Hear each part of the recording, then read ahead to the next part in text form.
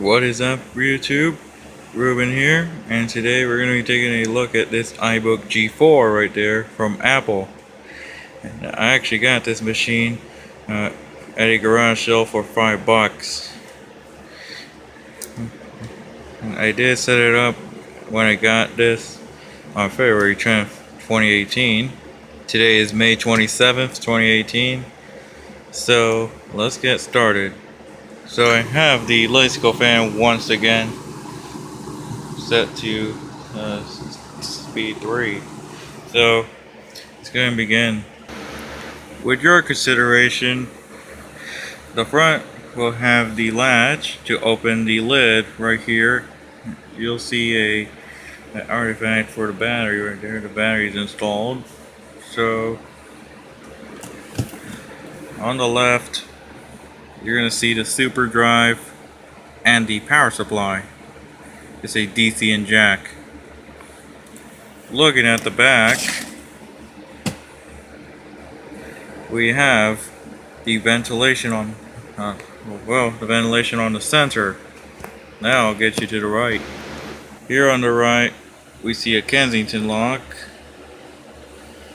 Ethernet. This one, wait, that's the modem. This is the Ethernet. Firewire for 800. I suppose that's supposed to be either 400 or 800. I'll check in macOS. Two USB 2.0 ports. Mini VGA, or in this case, or whatever you want to call it, it's mini VGA. Headphone jack and the air vent for the hard drive and the not hard drive, the PowerPC processor. So let's go and get to the top. Here on the top, you'll see a light up Apple logo, and that is it. This note says does not hold charge, needs to be plugged in. Yes, this battery is non-functional because it is from 2005. Let's go and get to the bottom. Here on the bottom, you'll see a couple of screws, rubber feet, a torque screw right there. Actually, they're all torque screws. Coin lock, and the actual battery with the battery indicator right there. Of course, it's non-functional. So let's go ahead and get to the specs. Before I get to the specs, let's go ahead and get to the inside. So we got a 14-inch matte finish display, speakers on each side, the power button, the keyboard, trackpad, and the left click button. No right click button on that. Now let's go ahead and get to the disassembly of removing the keyboard and reveal the RAM stick. For your consideration, I said RAM stick instead of RAM slots. So let's go ahead and get to the part where we detach the keyboard. So first you need to do is you just push this tab on both sides. So I'm gonna need 2 hands for this. So let me go ahead and pause this, and I'll see what happens once I take out the keyboard. Be aware that the keyboard can be a little bit tricky because I just took off the escape key, but luckily I did reseat it. Now the next thing we need to do is to unscrew all 4 screws to reveal the RAM slot. Let's go ahead and pause this because I need 2 hands for this. So I'll show you what it looks like. Okay, so we are revealing that RAM slot and the keyboard connector. So now I'm gonna go ahead and put this back. So I need to replace the shroud right there. So let me go ahead and cut this because I need 2 hands once again. So let me go and do that. Now, when you're seating this back in, is make sure all the screws are in their proper holes.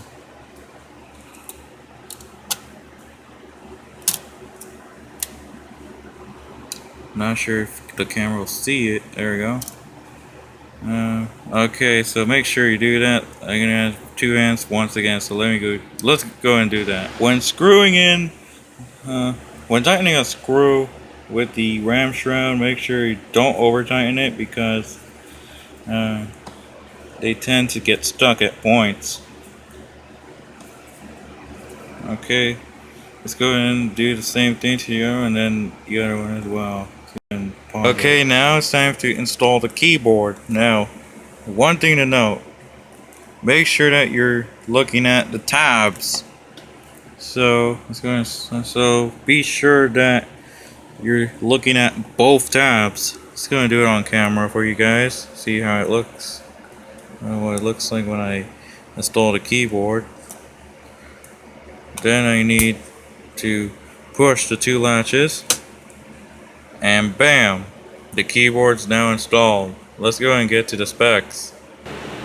Okay, so now it's time to get to the specs. So we have a 1.42 gigahertz and it's a PowerPC G4 7450.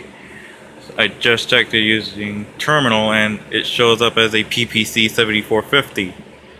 This one has 512 megabytes of built-in soldered RAM. This is DDR, and a 60 gig hard drive with macOS 10 version 10.4.2, and is running. Well, I already said it already. So let's go ahead and boot this thing up and let's get to the operating system. For your consideration, it says your computer's clock is set to a date before March 24th, 2001. This may cause some applications to behave erratically. Yeah, this one has a bad EEPROM battery, so let's go ahead and just set the date and time. And if you look at the clock, it says Wednesday, December 31st, 1969. It's not 1969, it's 2018. Today is May 27th, 2018. So let's go ahead and just change the date and time, and I'll see you later. Go ahead and go to the Apple logo and hit About This Mac.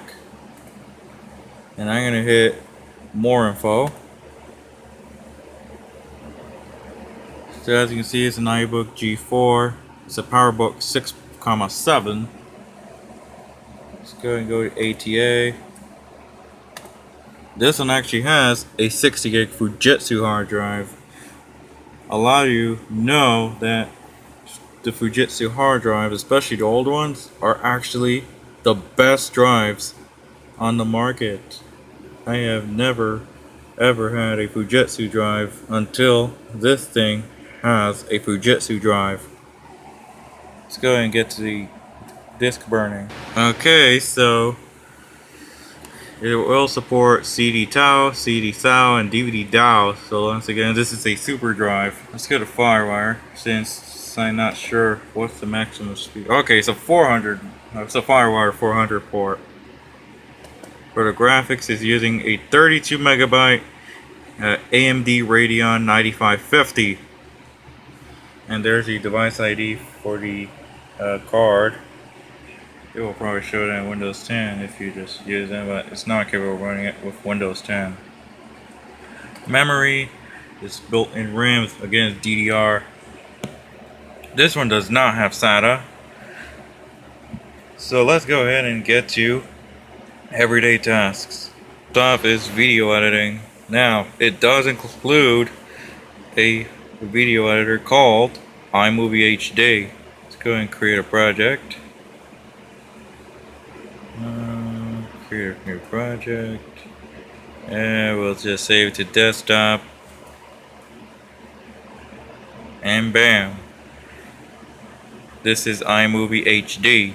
Let's go ahead and just quit it. And let's go ahead and delete that project. So let's go ahead and do that. Go ahead and open up Safari.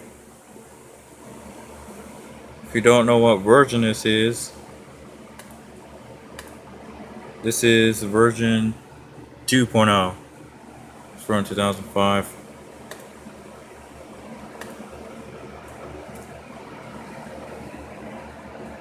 Okay, let's go and do text edit.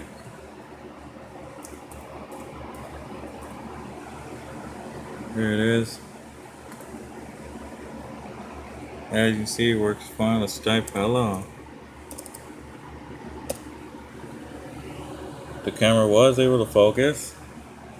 Let's go and just hit Command Q. We're gonna hit don't save. Okay, let's go ahead and get to the conclusion. Oh, before that, let's go ahead and just run QuickTime real quick. Alright, let's go ahead and pause the video. So in conclusion, is it worth it? No, it's not, because it is 2018. With the 32 megabyte graphics card, it may not handle YouTube videos or even some other videos at 720p or lower. You can go up to like 240p or 144p.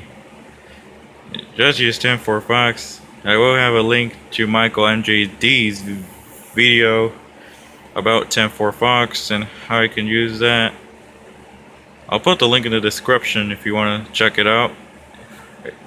And I'm also going to link Michael MJD's channel, so if you want to check him out, I'll post a link to his channel in the video description. Let's go ahead and pause the video real quick. Some of you may know that a lot of Macs name their hard drives Macintosh HD. I think it's set to macOS journaled. So let's go ahead and end the video here. So I'm gonna shut it down on camera.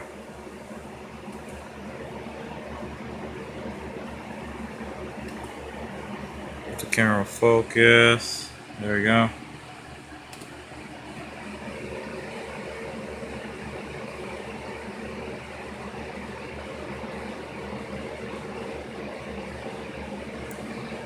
And that's it. So thank you guys for watching, and I'll see you next time.